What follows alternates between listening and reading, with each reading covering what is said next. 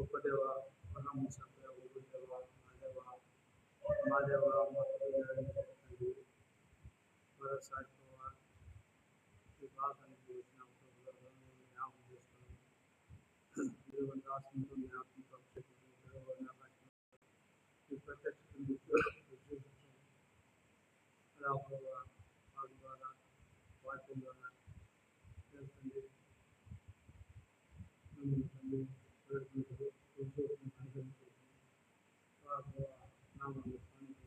జ్ఞాపకం చేసుకుని ప్రగతిని ప్రజాలో జ్ఞాపకం చేసుకుని మరి ద్వారా ఆత్మీయ లేదు జ్ఞాపకం చేసుకుని జ్ఞాపకం చేసి కొంచెం కరెంటు స్వాధీనం లోటు తెచ్చింది ప్రార్థన ద్వారా జవాబు చేసి దేవుడిని కూడా దేవుడు చేస్తున్నాం ప్రార్థించి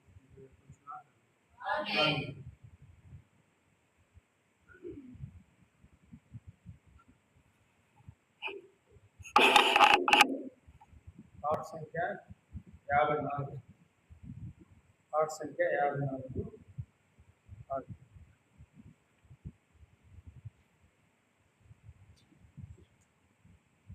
కొండల తట్టు కనులెత్తుచున్నాను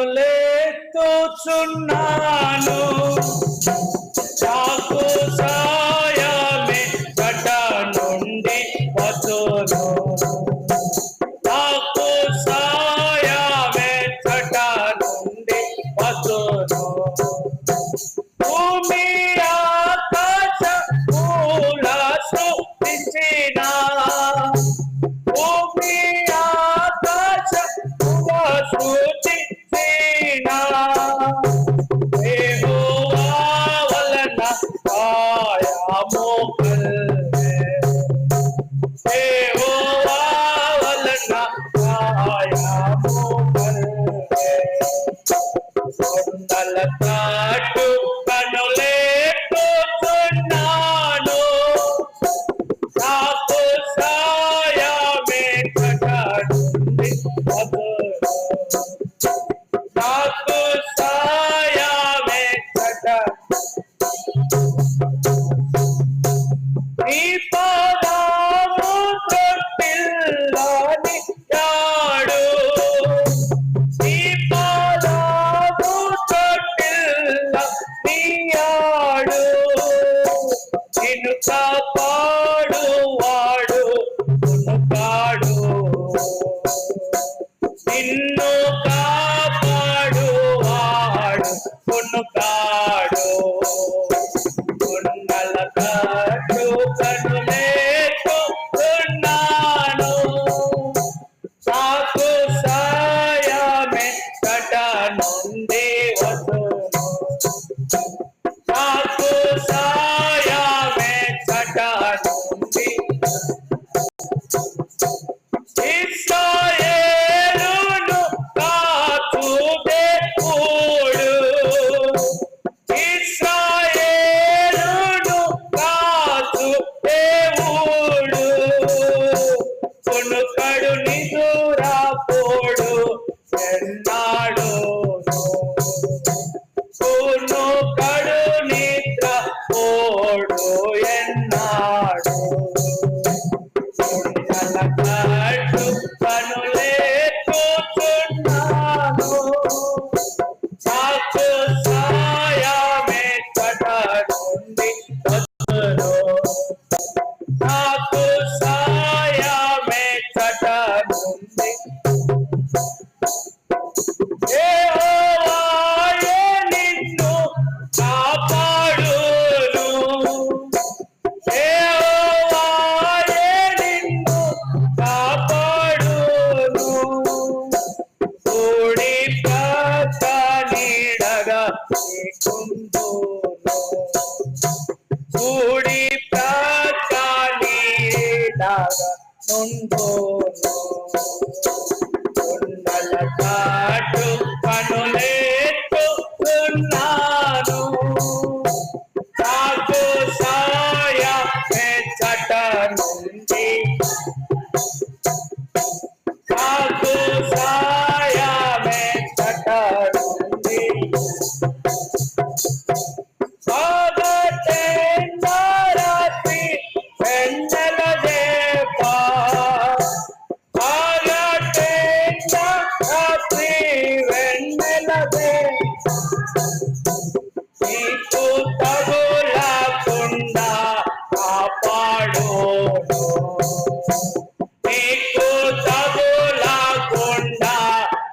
కాపాడును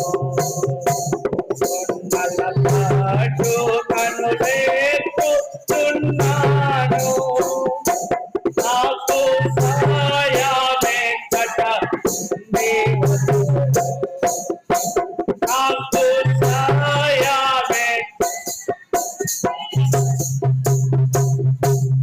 ఎట్టి అపాయమైన రాకుండా ఎట్టి అపాయమైన రాకుండా ఆయన నీ ప్రాణము కాపాడును ఆయన నీ ప్రాణము కాపాడు కొండల చాటు కనులెత్తుచున్నాను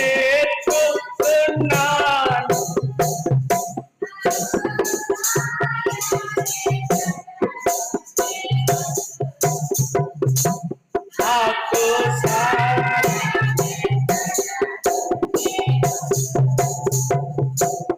ఇది మొదలుకొని నిత్యముని ఇది మొదలుకొని నిత్యముని కాకపోకలను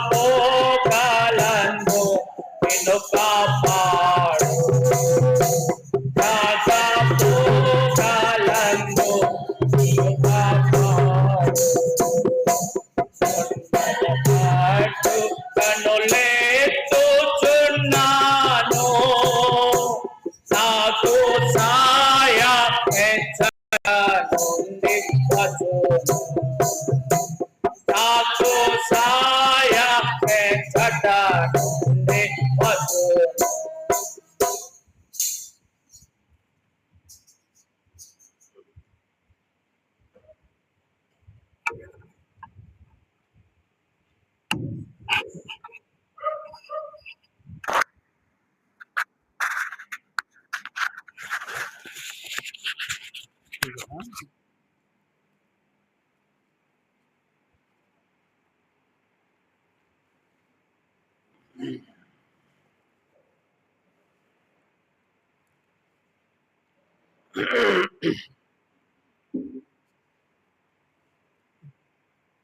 నాకు మధ్యలో కాల్ వస్తుంది, నేను బయటకి అడిగి మాట్లాడచ్చు కదా.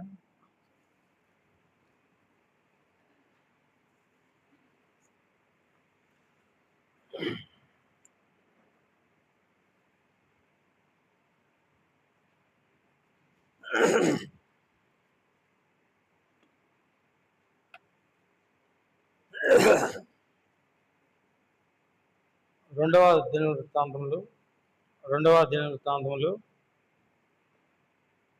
14వ అధ్యాయం. రెండవ దినవృత్తాంతముల గ్రంథం 14వ అధ్యాయం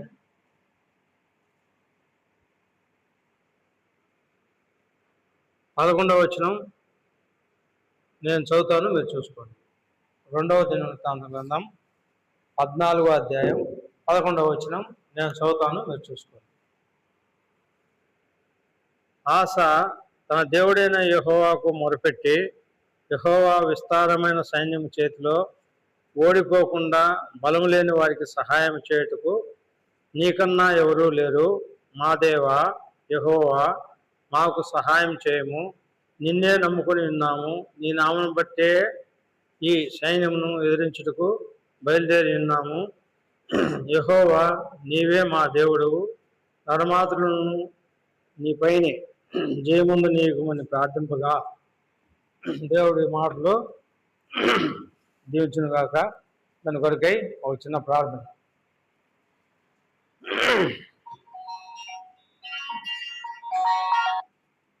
హలో.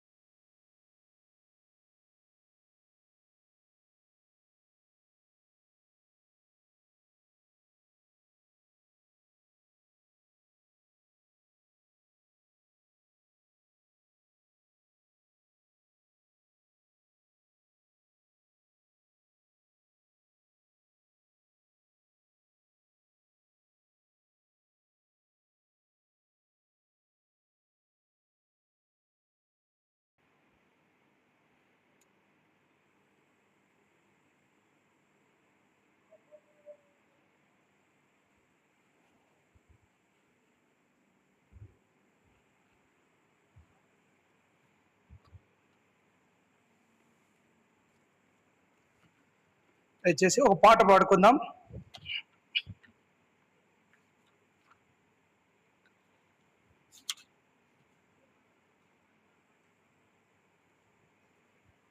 పాట సంఖ్య 443, పాత పాటల పుస్తకంలో 440. భక్తుల సంఘమే ప్రభుని శరీరము. భక్తుల సంఘమే ప్రభుని శరీరము, అందాయన తన పూర్ణత నింపును, అందాయన తన పూర్ణత. ఒక శరీరమునకు శిరస్సును కట్టేగా, ఒక శరీరము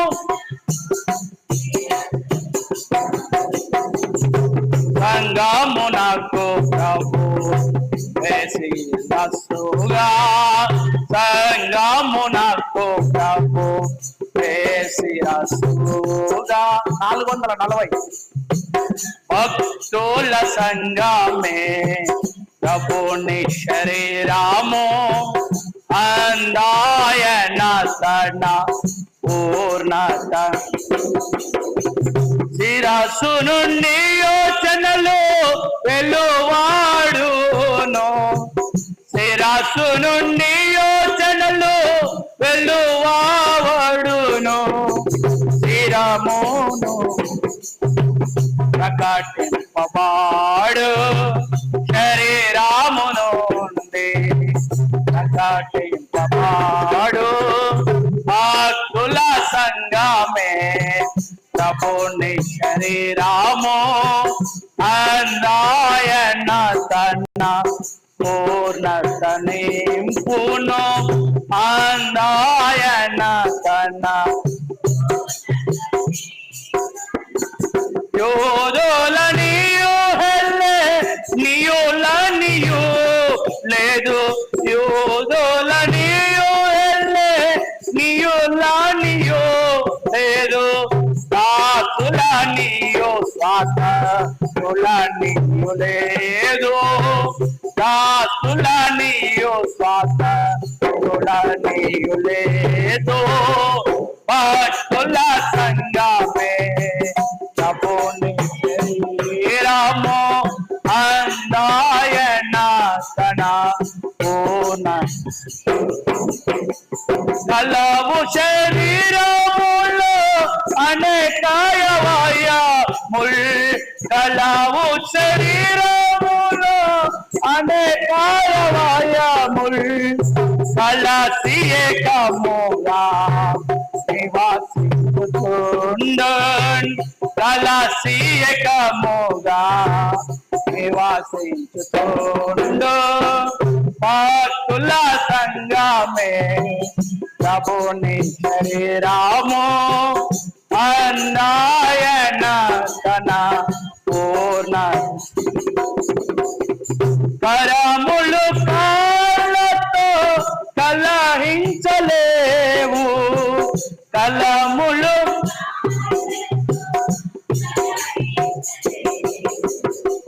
కలయకనే కార్యమును చేయలేవు, కలయకనే కార్యమును చేయలేవు.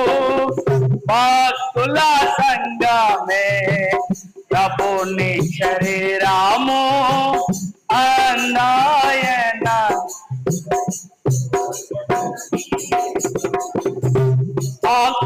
ఆత్మైక్యతనవా యవములు కలిగిన, ఆత్మైక్యతనవా యవములు కలిగిన, క్షేమాభివృద్ధిని స్నేహము పొందు, క్షేమాభివృద్ధిని స్నేహము పొందు. భక్తుల సంఘమే ప్రభుని శరీరము,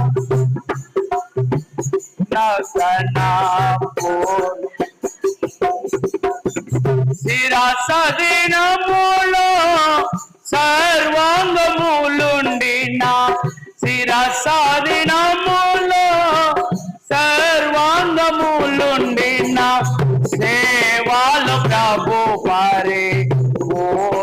తనుండు సేవలు పరిపూర్ణత కలియుండు భక్తుల సంగమే ప్రభుని శరీరము అన్నాయన తన పూర్ణత నిండును అందాయన తన పూర్ణత నింపును.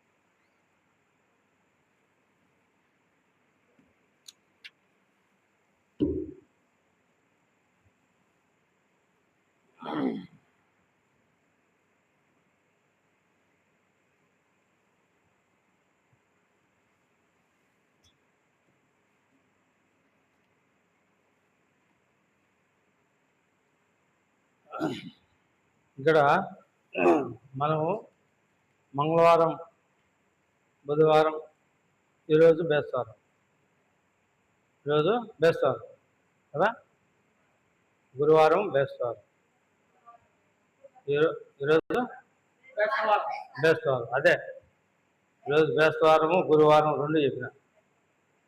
బేస్తవారము గురువారం, బేస్తవారం నాలుగు బేస్తవారం, గురువారం గురువారం, నిన్న బుధవారం, మొన్న మంగళవారం. మంగళవారము సంఘ ప్రార్థన నుంచి ఈరోజు వరకు ఇంకా రేపటి వరకు కూడా ఇదే అంశం పైన దేవుడు మన సాల్మన్ ద్వారాకి ఇచ్చే తలంపులను బట్టి ఆయన చెప్తాడు. ఈరోజు నాకు అవకాశం వచ్చింది కాబట్టి నాకు దేవుడు ఇచ్చిన తలంపులు బట్టి నేను చెప్తాను. విషయం ఏమంటే ఇదే అధ్యాయాన్ని ఇంతకుముందు సంఘ ప్రార్థనలో కూడా నేను చెప్పిన, ఇంతకుముందు ఆశ ప్రార్థన ఎట్లుండింది ఏమనే విషయం గురించి చెప్పిన. అయితే ఈ 2వ దినవృత్తాంతములు 14వ అధ్యాయం 11వ వచనంలో ఆశ తన యొక్క సైన్యంలో దాదాపు 5 లక్షల మంది, 3 లక్షల మంది వచ్చేసి 3 లక్షల మంది ఈట పట్టుకొని ఈటతో యుద్ధం చేసేవాళ్ళు. తర్వాత 2,50,000 మంది పైబడినటువంటి వాళ్ళు వచ్చేసి విల్లు అంటే బాణాలు ఎక్కుపెట్టేటువంటి వాళ్ళు. అయితే ఇంతమంది అతని దగ్గర సైన్యం ఉన్నప్పటికీ ఆశ ఈ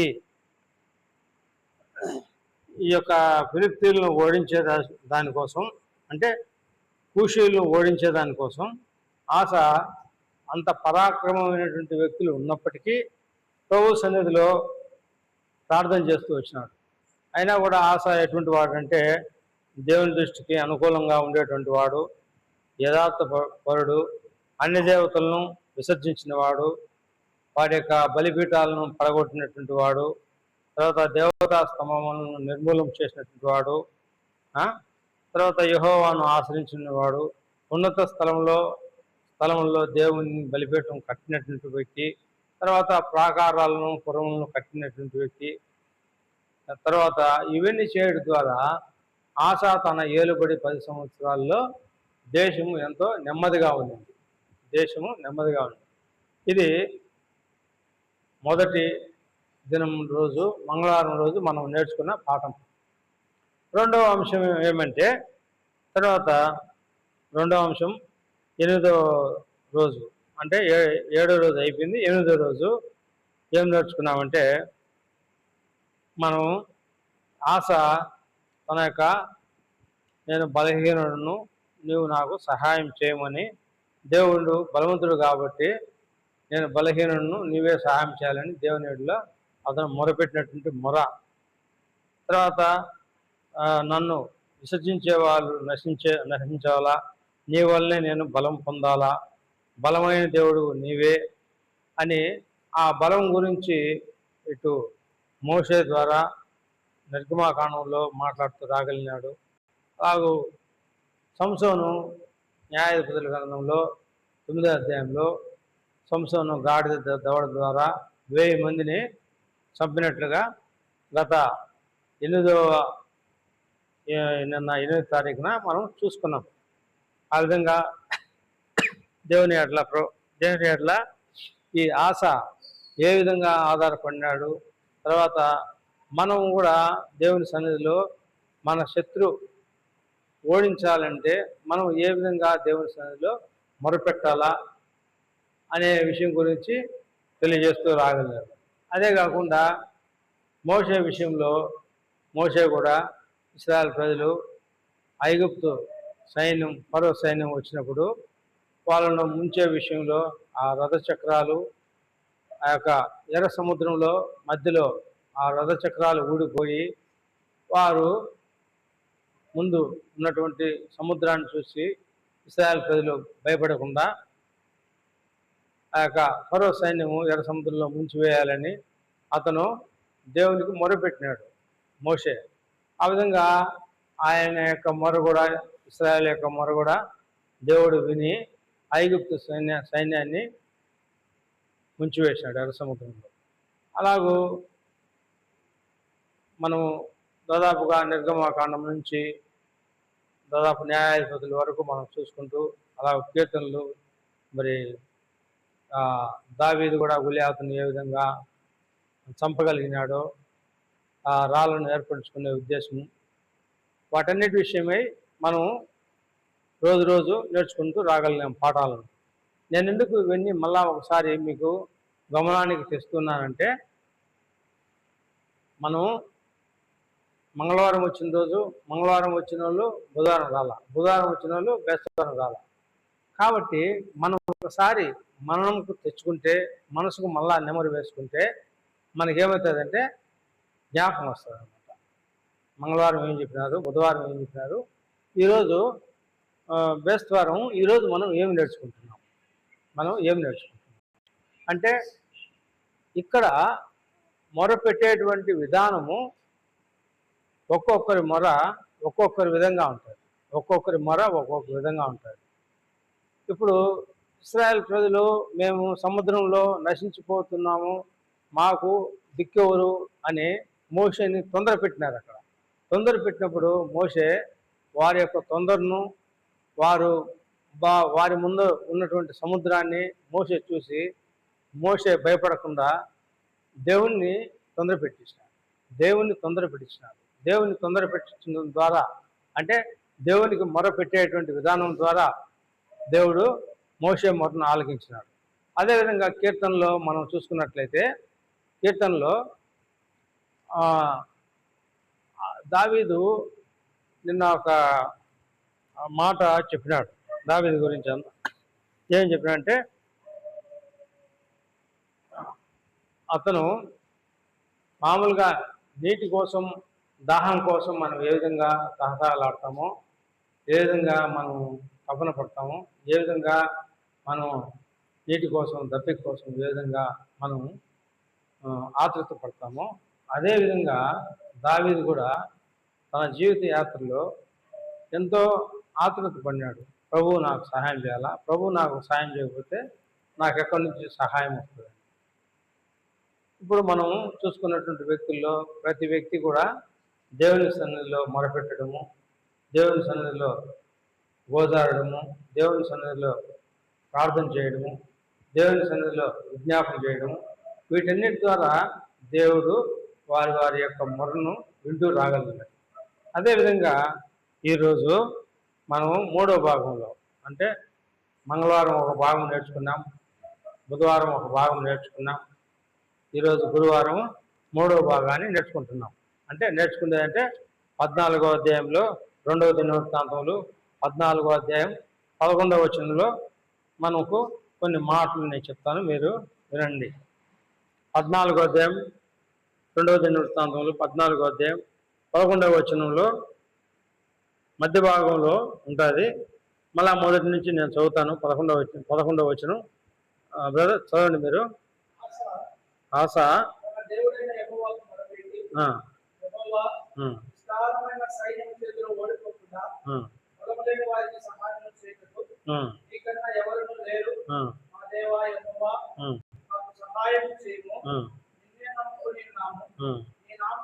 బట్టియే ఈ సైన్యము ఎదిరించినట్టు బయలుదేరి ఉన్నాము. యెహోవా నీవే మా దేవుడవు, పరమాత్ముడను నీపై నీ చేయమని నీయకుమని ప్రార్థించుకున్నా. చాలు. ఇక్కడ ఆశ తన ప్రార్థన కంటే ముందు మామూలుగా 14వ అధ్యాయం 2వ వచనం నుంచి దాదాపుగా 6 వచనాల్లో ఉంది. ఏముంది? ఎందుకు మళ్ళా ఇన్నిసార్లు చెప్తున్నా అంటే, మంగళవారం మీరు రాలా, బుధవారం రాలా, మీకు తెలియదు కాబట్టి ఒక్కసారి 14వ అధ్యాయం 2వ వచనం నుంచి 6వ వచనం దాకా మీరు ఇంటికి పోయిన తర్వాత ఎవరైతే రాలేదు మంగళవారం బుధవారం వాళ్ళు చదువుకున్నట్లయితే ఒకసారి కనబడుతుంది. ఎందుకంటే యథార్థంగా 14వ అధ్యాయం 3వ వచనంలో యెహోవా దృష్టికి అనుకూలంగాను యథార్థంగాను నడిచిన వాడై, అన్య దేవతల బలిపీఠంలో పడగొట్టిన వాడై, తర్వాత దేవతా స్తంభంలో కొట్టి వేయించి వారి పితరుల దేవుడైన యెహోవాను ఆశ్రయించుటకు, తర్వాత ఉన్నత స్థలములను సూర్య దేవతా స్తంభములను యూదావారి పట్టణాలన్నింటిలోనూ తీసివేసి అతని ఏలుబడి యందు రాజ్యం నెమ్మదిగా ఉండెను. చివరిది, యుద్ధములు లేక కోర్టు చేత దేశంలో నెమ్మది కలిగింది. ఇవన్నీ ఉండాలంటే ముందు ఎట్లుండాలా? ఇవన్నీ ఉండాలంటే ఆశ ఎట్లుండాలంటే యెహోవా దృష్టికి అనుకూలంగా యథార్థంగా నడిచిన వాడే. వీటన్నిటికీ ముందు ఏముంది? ముందు డెసిగ్నేషన్ ఉండాలి. డెసిగ్నేషన్ ఏముంది? యెహోవా దృష్టికి అనుకూలంగా ఉండి యథార్థవంతమైనటువంటి మనసు కలిగినటువంటి వ్యక్తి ఆశ. ఇవి లేకుండా ఉండి ఆశ కూషీలు నా మీదకి వస్తున్నారు, నా దగ్గర ఇంతమంది కాల్బలం ఉంది, నేను యుద్ధం చేయగలను, నేను జయించగలను అని తన మటుకు తాను అనుకుంటే అతను జయించలేనటువంటి వ్యక్తి. అయితే అతను దేవుని మీద ఆధారపడుతూ రాగలిగాడు. అంటే దాని అర్థం ఏమంటే దేవుని ఎడల ఆశ, తను ఎంతో భయభక్తులు కలిగి యథార్థమైనటువంటి జీవితం కలిగినటువంటి వ్యక్తి ఆశ. అయితే ఇక్కడ 11వ అధ్యాయంలో మధ్య భాగంలో ఇటీవల మనం చూసుకుంటూ రాగలిగినాం. ఇక్కడ నేను మీకు ఈరోజు చెప్పబోయే మాట ఏమంటే మధ్య భాగంలో ఉంది, నేను చదువుతాను, మీరే చూసుకోండి.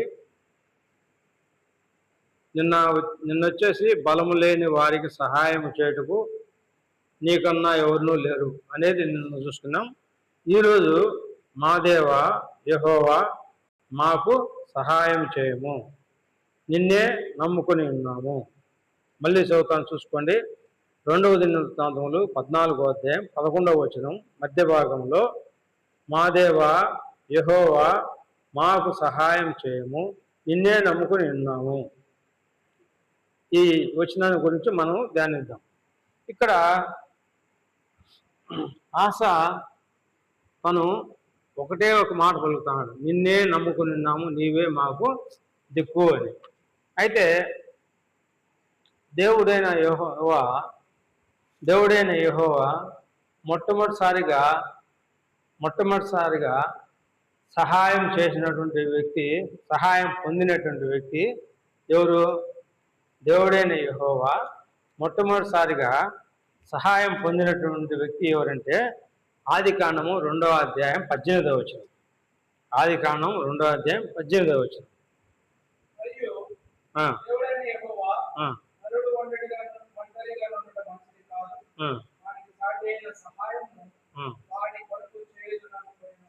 తర్వాత 20వ వచనంలో అప్పుడు దేవుడైన యెహోవా ఆదామునకు గాఢనిద్ర కలుగజేసి, అప్పుడు ఆదాము సమస్త పశువులకును ఆకాశ పక్షులను సమస్త భూజంతువులకును పేర్లు పెట్టెను. ఆయనను ఆదామునకు సాటిన సహాయము అతనికి లేకపోయెను. ఇక్కడ దేవుడైన యెహోవా మొట్టమొదటి సహాయం చేయబడినటువంటి వ్యక్తి ఎవరంటే ఆదాముకు మొట్టమొదటి సహాయం అంటే ఒంటరిగా ఉన్నాడు, తనకి సహాయకరంగా ఒక స్త్రీ అవసరం అనే ఉద్దేశంతో ఒక స్త్రీని సృష్టించినాడు. తర్వాత అతనికి సాడైన సహాయము అతనికి లేదు కాబట్టి ఈ స్త్రీ సహాయపడుతుందని దేవుని యొక్క ఉద్దేశం. అయితే మళ్ళీ మొట్టమొదటి ఆపరేషన్ ఎవరు చేశారంటే దేవుడు ఆదాంకే ఆపరేషన్ చేసి తన ప్రకటనలో ఉన్నటువంటి స్త్రీని తీసి అతని దగ్గరికి తీసుకుని వచ్చాడు. అంటే మొట్టమొదటి సహాయం పొందినటువంటి వ్యక్తి ఎవరు? ఆదాం. తర్వాత రెండవ దినవృత్తాంతములు దీంట్లోనే 18వ అధ్యాయంలో యెహోషాపాతు గురించి కొన్ని మాటలు ఉన్నాయి, చూసుకుందాం. 18వ అధ్యాయంలో 31వ వచనంలో రెండవ దినవృత్తాంతములు యెహోషాపాతు ఆ, కనబడుట చూడలే, ఉమ్, ప్రగాఢ పొగలు ఉమ్, అతడు ఇశ్రాయేలు రాజును అనుకుని యుద్ధం చేయటకు అతడు చూసుకునేది. ఉమ్, కానీ యెహోషాపాతు ఉమ్, మొరపెట్టుకొనగా ఆ. యెహోవా అతనికి సహాయం చేశాడు. ఇక్కడ దేవుడు అతని యొద్ద నుండి వాడు తొలగిపోయినట్టు చేశాడు. ఇక్కడ యెహోషాపాతు మొరుపెట్టినాడు యుద్ధం విషయంలో. అంటే దాదాపు 18వ అధ్యాయం మొదటి భాగం నుంచి దాదాపు 34 వచనాలు ఉన్నాయి ఇందులో. ఈ వచనాలలో మనము గమనించినట్లయితే యెహోషాపాతు యొక్క విషయంలో అక్కడ యెహోషాపాతు, అహాబు వాళ్ళందరి విషయంలో వచ్చేసి రామోత్ గిలాదు అనేటువంటి యుద్ధం విషయమై అతను ఎంతగానో బాధపడుతూ వస్తుంటాడు. బాధపడుతూ వచ్చినప్పుడు అప్పుడు ఇక్కడ ఒక వ్యక్తి ఉన్నాడు, మీకాయ అనేటువంటి ప్రవక్త అతను. అయితే మీకాయ ప్రవక్త మిగతా ప్రవక్తల కంటే డిఫరెంట్గా మాట్లాడతాడు అని చెప్పినప్పుడు యెహోషాపాతు తాను దేవుని సన్నిధిలో మీకాయ గురించి కాదు కానీ అతను సొంతంగా సొంత తలంపుల చేత మీకాయ ఏం చేస్తాడంటే అతను దేవుడు నాకు సహాయపడతాడు అనేసి దేవుడు నాకు సహాయపడతాడని యెహోషాపాతు దేవుని సన్నిధిలో మొరపెట్టాము. అంటే దాని అర్థం ఏమంటే ప్రవక్తలున్నా, దేవుని మందిరాన్ని బాగు చేసే వాళ్ళున్నా, ఇతరులున్నా, ఎవరున్నా కూడా అతను సొంత ఉద్దేశం ఏమంటే దేవుని సన్నిధిలో మొరపెట్టేది. అలాగూ చివరి దినాల్లో మనం కూడా దేవుని సన్నిధిలో అలా మొరపెట్టేటువంటి వారుగా మనం ఉండాలి. యుద్ధ సమయాలైతేమి, మిగతా సమయాలైతేనేమి, ఇతరులు మనకు ప్రార్థించమని మనకు సెలవు ఇచ్చినప్పుడు కూడా ప్రతి విషయంలో కూడా మనం ప్రార్థనా భారం కలిగి ఉండాలి. ఎందుకు ప్రార్థనా భారం కలిగి ఉంటే మన ప్రార్థనను దేవుడు ఆలకించేటువంటి వ్యక్తిగా ఉంటాడు. ఎప్పుడు ఆలకించే వ్యక్తిగా ఉంటాడంటే ఆశ విషయంలో ఏముంది? సాక్ష్యం, యథార్థత అనేది. మన సాక్ష్యం మనకు బాగున్నప్పుడు మన ప్రార్థన దేవుడు ఆలకిస్తాడు. మన సాక్ష్యం బాగలేకుంటే దేవుడు మన ప్రార్థనను ఆలకించాడు. ఇక్కడ కూడా యెహోషాపాతు విషయంలో కూడా ఇదే జరిగింది. ఎజ్రా గ్రంథము 5వ అధ్యాయం 2వ వచనంలో ప్రవక్తల విషయంలో ఎజ్రా గ్రంథం 5వ అధ్యాయం పేజ్ నెంబర్ 300 చిల్లర అనుకుంటా. షయల్తీయేలు కుమారుడైన ఆ, జెరుబ్బాబెలును యోజాదాకు కుమారుడైన యెషూవాయును లేచి ఆ, యెరూషలేములో నుండి దేవుని మందిరమును కట్టున ఆరంభించిరి. ఆ, మరియు దేవుని యొక్క ప్రవక్తలు ఉమ్. వారితో కూడా నుండి సహాయం చేయించు వచ్చిరి. ఇక్కడ చూడండి, ఇంతకుముందు చెప్పిన ప్రవక్తలు కూడా సహాయం చేసినారని ఇక్కడ కూడా ప్రవక్తలు కూడా మందిరం విషయంలో ప్రవక్తలు వారితో కూడా నుండి సహాయం చేస్తూ వచ్చేది. ఇక్కడ దేవుని మందిరం విషయం ఎజ్రా గ్రంథంలో మనం చూసినట్లయితే ఇక్కడ 5వ అధ్యాయం 2వ వచనంలో ఏమంటారంటే దేవుని మందిరం కట్టనారంభించి మరియు దేవుని యొక్క ప్రవక్తలు వారితో కూడా నుండి సహాయం చేస్తూ వచ్చింది. ప్రవక్తలు కూడా దేవుని యొక్క మందిరం విషయంలో సహాయం చేయాలనేటువంటి ఆలోచన వారికి కూడా రాగలిగింది. కారణం ఏమంటే మందిరంలో మనం చేసేటువంటి పనులు, మనం చేసేటువంటి సహాయము చూసినప్పుడు ప్రవక్తలు కూడా మనసు కరిగిపోయింది. కరిగిపోయినప్పుడు వారు కూడా మందిరం విషయమై సహాయం చేయాలనేటువంటిది వాళ్ళకు కలిగింది. అదేవిధంగా మనకు ఇంతకుముందు మనం పాడుకున్నాం కదా పాట, 54వ పాట. ఆ పాట ఏదంటే 121వ కీర్తనలో మనం పాడింది కూడా 7 వచనాలే. కొండల తట్టు ఎదురుచున్నాననే పాట. ఆ పాటకు అనుగుణంగా మనం అంటే దావీదు ఎటువైపు చూచి నేను ప్రార్థించాలా, ఎటువైపు చూచి నాకు సహాయం రావాలంటే కీర్తనలు 121వ అధ్యాయం మొదటి నుంచి 7 వచనాలు ఉంటాయి, చదవండి. కొండల తట్టున కనులెత్తుచున్నాను. ఆ, నాకు సహాయం ఎక్కడి నుండి వచ్చునో? ఆ, యెహోవా వలననే నాకు సహాయం కలుగును. ఆ, ఆయన భూమి ఆకాశములను సృజించినవాడు. ఉమ్, ఆయన నీ పాదము త్రుటిల్లనీయడు. ఆ, నిన్ను కాపాడువాడు కృపడు. ఆ, ఇశ్రాయేలును కాపాడువాడు కృపడు విగ్రహుడు. ఉమ్, యెహోవాయే నిన్ను కాపాడువాడు. ఉమ్, నీ కుడి ప్రక్కను యెహోవా నీకు తోడుగా నీడగా ఉండును. ఉమ్, పగలు ఎండ దెబ్బయైనను నీకు తగులదు. ఉమ్, రాత్రి వెనక దెబ్బయైనను నీకు తగులదు. ఉమ్, ఏ అపాయం రాకుండా యెహోవా నిన్ను కాపాడును.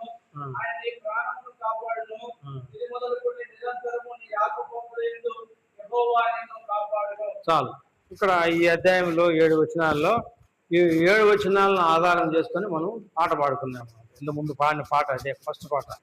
అయితే ఇక్కడ దావీదు అంటున్నాడు, నేను కొండల తట్టు కన్నులు చూస్తున్నాను, నాకు సహాయం ఎక్కడి నుండి వస్తుంటే యెహోవా వలన నాకు సహాయం కలుగు. ఎవరి వైపు ఏ కొండల తట్టు చూసినా, ఎక్కడ చూసినా, ఏ వైపు చూసినా కూడా మనకు సహాయం చేసేవాడు ఎవరంటే యెహోవాయే దేవుడు. యెహోవా మనకు సహాయం చేసేటువంటి దేవుడు. కాబట్టి మనము మనుషులను ఆశ్రయించకుండా, ఇతరులను ఆశ్రయించకుండా మనము యెహోవాను ఆశ్రయిస్తే మన యొక్క ప్రార్థనకు సఫలం చేసి మనకు సహాయపడేటువంటి వ్యక్తి దేవుడు. అయితే మనుషులు ఏమంటే నమ్మదగిన వారు కాదు. అవసరానికి వాడుకుంటారు, తర్వాత అవసరం లేనప్పుడు మనకు పలకరు. కానీ దేవుడు నిత్యము పలికేటువంటి దేవుడు. ఎందుకంటే ఇశ్రాయేలు దేవుడు కొనకుడు, నిద్రపోడు. కాబట్టి మనము దేవుని వైపు చూడాలి. ఎందుకంటే మనుషుల వైపు చూడడం ఏమంటే మనుషుల అవసరానికి ఎవరినైనా ఉపయోగించుకుంటారు, ఎవరినైనా ఏమైనా మెసేజ్ చేస్తారు. కానీ దేవుడు అటువంటి వ్యక్తి కాదు. దేవుడు మనుషుని యొక్క హృదయాన్ని గమనించేటువంటి వ్యక్తి. మన హృదయము ఎటువంటిదో ఆయన తెలుసు. కాబట్టి మన హృదయము, మన ప్రవర్తన, మన ఆలోచన, మన ప్రార్థన సరైన విధానంలో ఉన్నట్లయితే దేవుడు మనకే కాదు, దావీదుకే కాదు, ఆసాకే కాదు, యెహోషాపాతుకే కాదు, మోషేకే కాదు, సంసోనుకే కాదు, మనకు కూడా సహాయం చేసేటువంటి వ్యక్తి దేవుడు. తర్వాత మత్తయి సువార్త 15వ అధ్యాయంలో ఒక కానాను స్త్రీ గురించి మాటలు చూసుకుందాం. మత్తయి సువార్త 15వ అధ్యాయం 25వ వచనం అనుకుంటా. 15 ఆమె వచ్చి ఆయనకు మొక్కి, ఆ, ప్రభువా నాకు సహాయం చేయమని అడిగెను. ఇక్కడ 20వ వచనంలో ప్రభువా నాకు సహాయం చేయమని అడిగాను. అంటే ఇక్కడ దాదాపుగా 21వ వచనం నుంచి దాదాపు 28 వచనాలు ఉంటాయి. ఇక్కడ మత్తయి సువార్త 15వ అధ్యాయంలో 21వ వచనం నుంచి 28 వచనాలు దీనికి సంబంధించినటువంటి విషయాలు అన్నమాట. అయితే ఇక్కడ ఉండేటువంటి విషయాలు ఏమంటే ఆమె కానాను స్త్రీ విశ్వాసం ఉంచడము, తర్వాత ఆమెకు సహాయం దయచేయమని యేసు ప్రభు యొక్క శిష్యులే ఆమెను వేడుకుంటారు. మధ్య భాగంలో ఉంది, నేను చదువుతాను, మీరు చూసుకోండి. యేసు అక్కడి నుండి బయలుదేరి తూరు సీదోనుల ప్రాంతం వెళ్ళగా, ఇదిగో ఆ ప్రాంతం నుండి కానాను స్త్రీ ఒకటి వచ్చి, ప్రభువా దావీదు కుమారుడా నన్ను కరుణింపుము, నా కుమార్తె దయ్యం పట్టి ఒక బాధపడుతున్నదని కేకలు వేసును. అందుకు ఆయన ఆమెతో ఒక్క మాట అయినా చెప్పలేదు. అప్పుడు ఆయన శిష్యులు వచ్చి ఈమె మన వెంబడి వచ్చి కేకలు వేసినది కనుక ఈమెను పంపివేయమని ఆయన వేడుకొనగా, ఆయన ఇశ్రాయేలు ఇంటివారై నశించిన గొర్రెల ఎద్దుకే కానీ మరి ఎవరి ఎద్దుకైనా నేను పంపబడలేదండి. అయినను ఆమె వచ్చి ఆయనకు మొక్కి, ప్రభువా నాకు సహాయం చేయమని అడిగాను. అందుకు ఆయన పిల్లలు రొట్టె తీసుకుని కుక్క పిల్లలకు వేయట యుక్తము కాదని చెప్పగా, ఆమె నిజమే ప్రభువా, కుక్క పిల్లలు కూడా తమ యజమానుల బల్ల మీద నుండి పడిన ముక్కలు తిన్ను కదా అని. అందుకు యేసు, అమ్మ నీ విశ్వాసం గొప్పది, నీవు కోరినట్టే నీకు అవునుగా కానీ ఆమెతో చెప్పింది. ఆ గడిలోనే ఆమె కుమార్తె స్వస్థతనుంది. ఇది చాలాసార్లు మనం ఈ ఉపమానం కాదు, ఇది నిజంగా జరిగింది. దీని విషయమై ఆమె ఆమెలో ఉన్న విశ్వాసం ఏంటి అని ప్రభువు తెలుసుకోబోతున్నాడు.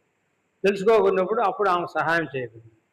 దానికంటే ముందుగా ఇక్కడ ఉన్నటువంటి విషయం ఏమంటే మొదటి భాగంలో అంటే 23వ వచనం చివరి భాగంలో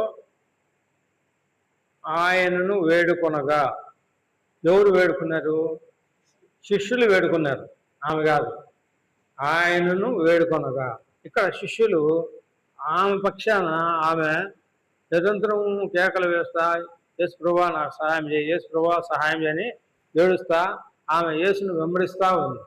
అయితే శిష్యులు ఆమె యొక్క విశ్వాసాన్ని చూసి వాళ్ళు వేడుకున్నారు, ప్రభువా ఈమెను పంపివేద్దాం, ఈమె ఏడుస్తూ ఉంది, ఈమె కుమార్తె బాగాలేదంటని శిష్యులు ఆమె మీద దృష్టి ఉంచినారు.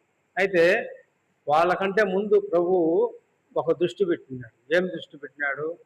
నేను ఇశ్రాయేలు ఎద్దకే వచ్చింది కానీ నశించిన గొర్రెల ఎద్దకే వచ్చింది కానీ మరి ఎవరికను నేను పంపి ఉండలేదని ప్రభువే చెప్పాడు దాని కిందనే. తర్వాత మళ్ళా ఆమె ఏమంటుందంటే ఆమె వచ్చి ఆయనకు మొక్కి ప్రభువా నాకు సహాయం చేయమని అడిగింది. మళ్ళీ ఆమె కూడా అంటుంది ప్రభువా నాకు సహాయం చేయము. అంటే దేవుడు ఈమెకు సహాయం చేయాలంటే ఈమెలో ఏముంది? మొట్టమొదటిది ప్రభువును వెంబడించేది ఉంది, రెండోది విశ్వాసం ఉంది, మూడోది కేకలు వేసేది ఉంది ప్రభువును విడిచిపెట్టకుండా, నాలుగవది ఆమె వచ్చేసి ప్రభు ఒక మాట అడిగితే ఆ మాటకు సరైనటువంటి ప్రభు అడిగిన మాటకే సరైన సమాధానం చెప్పగలిగింది. అంటే ఆమెలో ఏముందంటే ఆమెలో దీనత్వం ఉంది, విశ్వాసం ఉంది. ఇవన్నీ లక్షణాలు ఆమెలో ఉన్నాయి. అంటే మనం ప్రార్థన చేయడానికి వచ్చినాము, మనలో కూడా ఈ కానాను స్త్రీ యొక్క విశ్వాసము, కానాను స్త్రీ ఏ విధంగా యేసు ప్రభువును వేడుకుంటుందో, కానాను స్త్రీ ఏ విధంగా వెంబడిస్తుందో, కానాను స్త్రీ వెంబడించే ద్వారా శిష్యులు విని ప్రభువుని ఏ విధంగా వేడుకుంటారో అదేవిధంగా ప్రభువు కూడా నశించిన వారి వద్దకే నేను వచ్చింది కానీ వేరే వారి దానికోసమై నేను రాలేదని ప్రభువు కూడా ఆమె గురించి చెప్తాను. ఈ విధంగా చెప్పడం అంటే మనలో ఆమె లాంటి జీవితము మనం కలిగి ఉంటే, ప్రభువు మన ప్రార్థనకు మనకు సహాయం చేస్తాడు. ప్రభువు మన ప్రార్థనకు సహాయం చేయవచ్చు. ఆ విధంగా లేకుండా ఉండి మనకు ప్రభువా సహాయం చేయి, నా ప్రార్థన విను, నా మొర చెవికును, నా మొర ఆలకించును అంటే చేయడు. ఎందుకంటే ఆశ విషయంలో కూడా ఏముంది? ఆశలో యథార్థత ఉంది. యెహోషాపాతులో ఏముంది? అతనిలో కూడా నీతి ఉంది, అతనిలో కూడా సైన్యము ఉన్నప్పటికీ అతను తన యొక్క ప్రవక్తల మీద ఆధారపడుతూ ఉండడమే కాకుండా అతను యథార్థవంతంగా ప్రార్థన చేయొచ్చు రాగలిగినారు. అలా కీర్తనలో కూడా మనం చూసినాం, ఇశ్రాయేలు దేవుడు కొనకుడు నిద్రపోడు అని సెలవిచ్చినాడు. దావీదు విషయంలో కొండల తట్టు నేను కన్నులెత్తి చూస్తున్నాను, నాకు సహాయం ఎక్కడి నుండి వచ్చినని దావీదు బాధపడి ప్రార్థించినప్పుడు దావీదు విషయంలో కూడా దేవుడు సహాయం చేస్తూ వచ్చాడు. అదేవిధంగా కానాను స్త్రీ విషయంలో కూడా దేవుడు ఎంతగానో తన యొక్క బాధను, తన యొక్క విధేయతను దేవుడు చూసి ఆమె విషయంలో కూడా సహాయం చేసినాడు. ఆమె కూతురు విషయంలో కూడా ఆరోగ్యం బాగైంది. అంటే విశ్వాసం ఉండాలా, తర్వాత మనం పెట్టేటువంటి మొర ఆ విధంగా మొర పెట్టాలా, తర్వాత మనం ప్రభువుని వెంబడించే విషయంలో ఇతరుల వైపు చూడకుండా గురి కలిగి మనం వెంబడించాలి. గురి కలిగి అంటే ఇంతకుముందు నిన్నటి దినాన మనం దావీదు విషయంలో అతను గురి కలిగి మరి అతను ఒడిసిలతో కొట్టినప్పుడు ఒక రాయికి అతను కింద పడి చనిపోయినాడు. అటువంటి గురి మనలో ఉండాలని ఈ రాత్రి ప్రభువు మాతో మాట్లాడుతాడు. కాబట్టి మనం కూడా అటువంటి విశ్వాసం కలిగి అటువంటి గురి కలిగి ప్రార్థించాలి. తర్వాత మార్కు సువార్త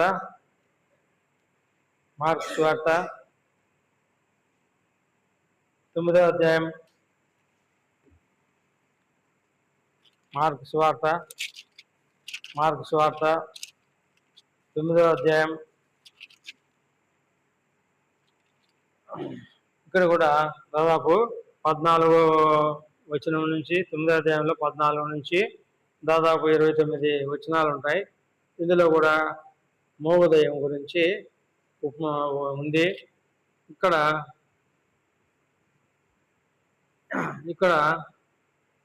14వ అధ్యాయం నుంచి 29వ వచనం వరకు ఉంది. మార్కు సువార్త 9వ అధ్యాయం 14 నుంచి 29 వరకు. తమ్ముడు చదువు. మార్కు సువార్త 9వ అధ్యాయం. అందరూ గమనించండి, నిదానంగా చదువుతాడు. అందరూ గమనించండి.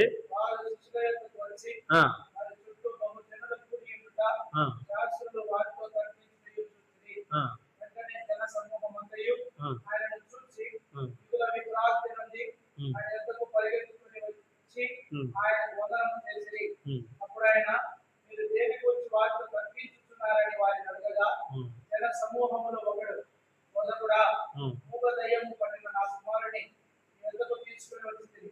అది ఎక్కడ వాడిని పట్టినో అక్కడ వాడిని పడద్రోయదు. అప్పుడు వాడు నుడుగు కాల్చుకొని పళ్ళు దొరుకుని మూర్ఛిలను కానీ నువ్వు వెళ్ళగొట్టని నీ శిష్యుని అడుగుతుంది కానీ అది వారి చేత కాలేదని ఆయనతో చెప్పాను. అందుకు ఆయన విశ్వాసం లేని తరం వారులారా, నేను ఎంతకాలం మీతో ముందును ఎంతవరకు మిమ్మల్ని సహించును వారిని నా ఎదుకు తీసుకుని రండని వారితో చెప్పగా వారు ఆయన ఎదుకు వారిని తీసుకుని వచ్చి దయ్యము ఆయనను చూడగానే వాడిని విలవిలలాడించిన కనుక వాడు నేలపడి మురుగు కాల్చు వరలాడుచుండెను.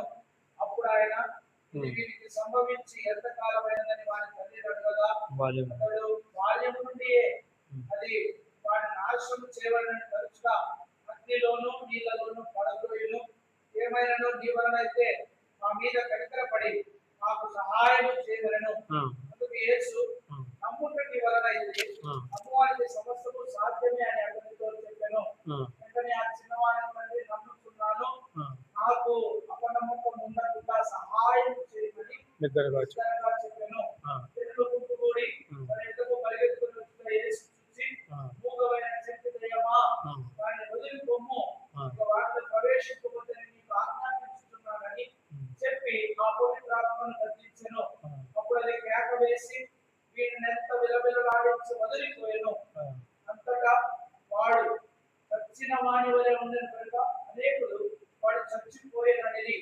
అయితే యేసు వాడి చేతి పట్టి వాడిని లేవనెత్తగా వాడు నిలువబడెను. ఆయన ఇంటిలోనికి వెళ్ళిన తరువాత ఆయన శిష్యులు మేమెందుకు ఆ దయ్యమును వెళ్ళగొట్టలేకపోతామని ఏకాంతముగా ఆయన అడిగి, అందుకు ఆయన ప్రార్థన వలననే కాదు మరి దేని వలనైనను ఈ విధమైనది వదిలిపోవడం అసాధ్యమని వారితో చెప్పారు. ఇక్కడ మనం ఎన్నోసార్లు ఇది చదివింటాం. ఈ వచనాన్ని, ఈ భాగాన్ని చదివింటాం. అయితే నేను మళ్ళా మిమ్మల్ని ఎందుకు చదివిస్తున్నా అంటే మీరు విసుక్కోవద్దు. ఎందుకంటే ఈ భాగంలో వచ్చేసి ఈ మార్కు సువార్త 9వ అధ్యాయం 14 నుంచి దాదాపు 29 వచనాల్లో మనం చదివినాం. ఇందులో వచ్చేసి శాస్త్రులు 14వ వచనం కింది భాగంలో శాస్త్రులు వారితో తర్కించుటయు చూచిరి ఒకటి. తర్వాత 22వ వచనంలో చివరి భాగంలో మా మీద కనికరపడి మాకు సహాయం చేయమనెను 2. మూడోది వచ్చేసి 24వ వచనంలో చివరి భాగం.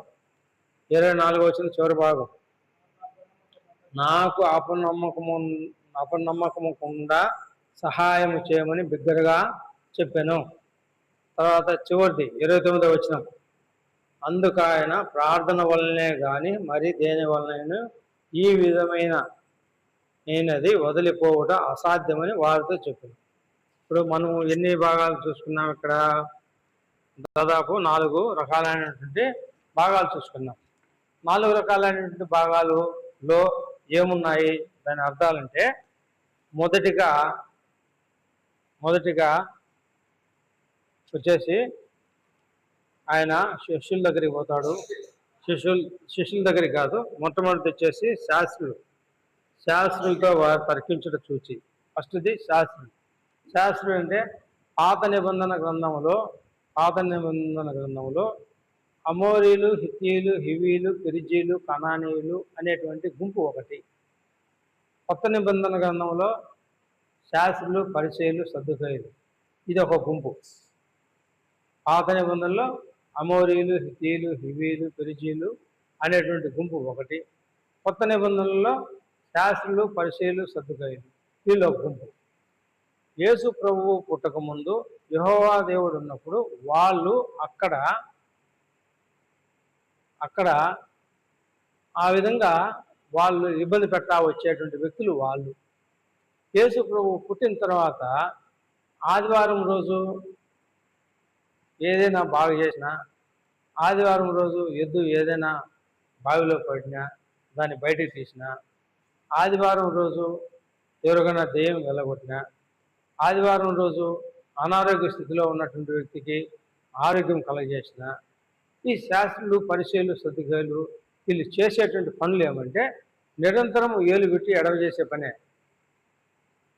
శాస్త్రులు, పరిచయులు, సద్దుకయులు చేసేటువంటి పని ఏమిటంటే నిరంతరము వాళ్ళు ప్రాణంతో ఉన్నంత వరకు, యేసు ప్రభువు ప్రాణంతో ఉన్నంత వరకు వాళ్ళు చేసేటువంటి పని ఏమంటే ఏలు పెట్టి ఎడం చేయడమే.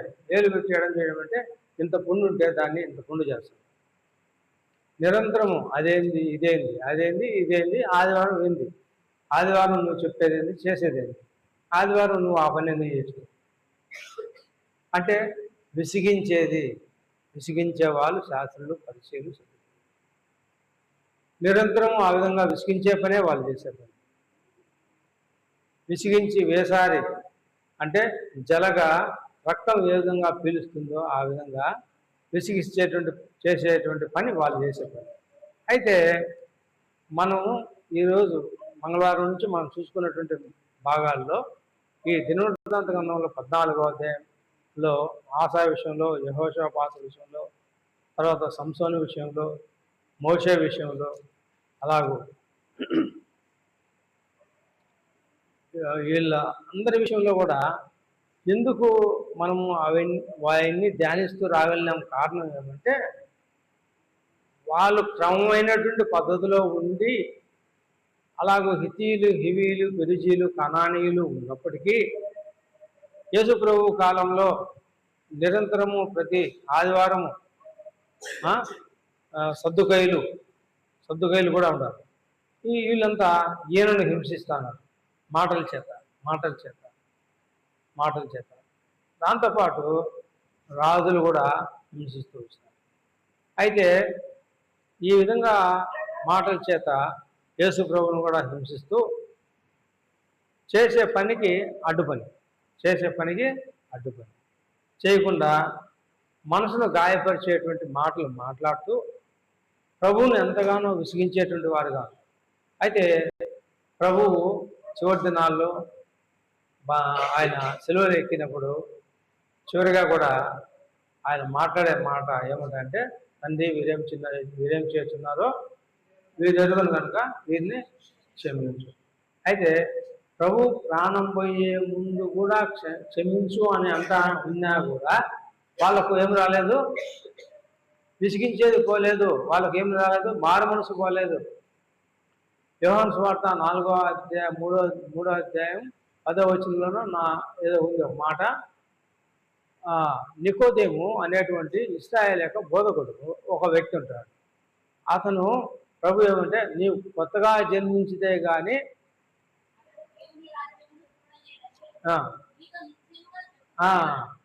అతను దేవుని రాజ్యం చూడాలంటే నువ్వు కొత్తగా జన్మించాలని చెప్తాడు. ఎవరు అతను? పాస్టర్. ఆయన కూడా పాస్టరే. ఆయన కూడా బాప్తిస్మం తీసుకున్న వ్యక్తే. ఆయన కూడా బల్లలో చేయి వేసే వ్యక్తే. ఆయన కూడా బైబిల్ సంచి తగిలించుకునే వ్యక్తే. ఆయన కూడా బ్యాడ్జ్ పెట్టుకునే వ్యక్తే. ఆయన కూడా సువార్త చెప్పిన వ్యక్తే. ఆయన కూడా పత్రికలు పంచిన వ్యక్తే. ఏం లేదు అతనికి, మారు మనసు లేదు. మారు మనసు లేదు కదా, రాదు. ఇంకా పుట్టుకతోనే రావాలి మారు మనసు. పుట్టుకతో నాకు తెలిసి పుట్టుకతోనే తల్లిదండ్రుల ద్వారా వచ్చేటువంటి మంచి మనసు కన్నా కలిగి ఉండాలా. పెద్ద అయిన తర్వాత చుట్టుపక్కల ఉన్నటువంటి స్నేహితుల ద్వారా కూడా మంచి బుద్ధి అన్న రావాలా. ఇంకా పెద్ద అయిన తర్వాత చదువుకునేటువంటి చదువు ద్వారా అయినా కూడా మంచి బుద్ధి రావాలా. ఇంకా పెద్ద అయిన తర్వాత వచ్చిన భార్యతో అయినా మారు మనసు కలిగి మంచిగా బతకాలా. భార్య ఇంకా వాడికంటే పనికి మాలిందైతే వీడన్నా మారాలా. ఆ తర్వాత వాడికి పుట్టేటువంటి పిల్లల ద్వారా కూడా వాడికి రావాలి. ఇంకా మనం భక్తి రూపంలో చెప్పుకున్నట్లయితే దేవుని విషయంలో మనకి రక్షణ, మారు మనసు, పాపక్షమాపణ, బల్లో చేయి వేయడం, బాప్తిసం తీసుకోవడం, ఆరాధన చేయడం, ఇవి కూడా ఉన్నాయి. అందుకే ఆయన తిమోతిని ఏమంటాడంటే లోపల బాగున్నావా బయట బాగున్నావా అని. అటువంటి సీనియర్ సేవకులు లోపల బాగున్నావా బయట బాగున్నావా అంటే కారణం ఏంటంటే మనం సిగ్గుతో తల ఉంచుకోవాలా. ఎందుకు కారణం ఏంటంటే మనకు లోపల బాగున్నాం బయట బాగున్నాం. వేషధారణ ఇటువంటి జీవితం కలిగి ఉంటే మనకు ఎన్ని ఉపవాస ప్రార్థనలు చేస్తే ఉపయోగం ఉంటుంది, ఎన్నిసార్లు మనం మీటింగ్లు పెట్టుకుంటే ఉపయోగం ఉంటుంది, ఎన్నిసార్లు ఆశా మాదిరి మొరపెడితే ఏముంటుంది, ఎన్నిసార్లు మోసే మాదిరి మొరపెడితే ఏముంటుంది, ఎన్నిసార్లు యెహోషాపాతు మొరపెడితే ఏముంటుంది, ఎన్నిసార్లు ఆ కానాను స్త్రీ ఏ విధంగా కేకలు వేసిందో ప్రభువా సాయం చేయండి మొరపెట్టిందో ఆ విధంగా మనం మొరపెడితే ఉపయోగం ఉంటుంది. మనలో మారు మనసు రాకుంటే ఈ ఇశ్రాయేలు బోధకుడు నికోదేము మాదిరి ఉండి బతికితే ఆ బతుకు మనకెందుకు? నికోదేము లాంటి బతుకు మనకెందుకు? కాబట్టి ఇప్పటికైనా ఈ రోజుకైనా బతికే ఈ 4 రోజులైనా యథార్థంగా బతికి దేవుని ఎట్లా భయభక్తులు కలిగి జీవించితే మనం చేసేటువంటి మన ప్రార్థన దేవుడు ఆలకిస్తాడు. తర్వాత చివరిగా ఒక మాట చూసుకొని మనం ముగించుకుందాం. ఆలస్యమైంది, మన్నించండి. హెబ్రీయులకు రాసిన పత్రిక 4వ అధ్యాయం 16వ వచనం. అందరం కలిసి చూద్దాం సిస్టర్, ఒక్క నిమిషం. అందరం కలిసి 16వ వచనం అందరం కలిసి చూద్దాం. హెబ్రీ 4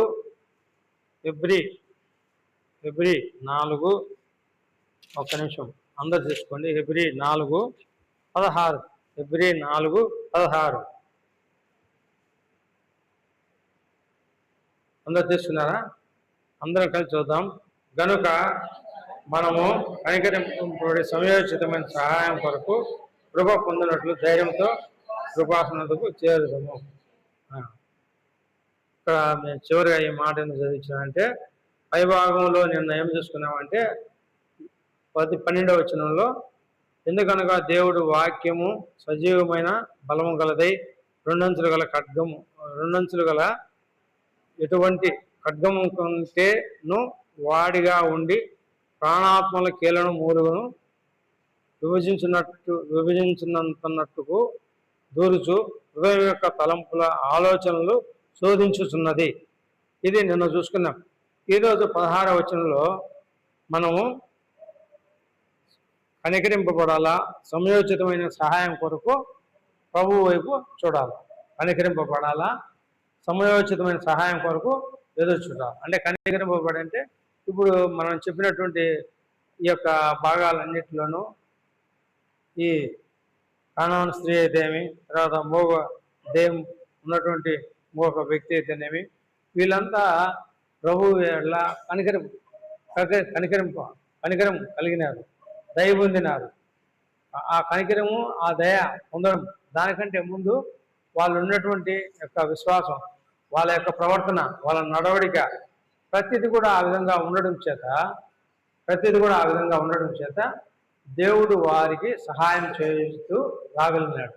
అదేవిధంగా మనం కూడా మన ప్రార్థనలో ఏం చేయాలంటే మన ప్రవర్తన ముందు బాగుండాలా, యథార్థత ఉండాలా, కనికరింపబడాలా, దేవుని సహాయాన్ని మనం అడగాల. అప్పుడు మన ప్రార్థనను దేవుడు ఆలకిస్తాడు. దేవుడు ఈ కొద్ది మాటలు దీవించి ఆశీర్వదించిన గాక. ఇంకా మీకు ఒక మాట చెప్తున్నాను. మంగళవారం, బుధవారం, ఈరోజు వేస్తారు. నిన్న మొన్న ప్రార్థన చేయని వాళ్ళు మొదట మీరు చేయండి.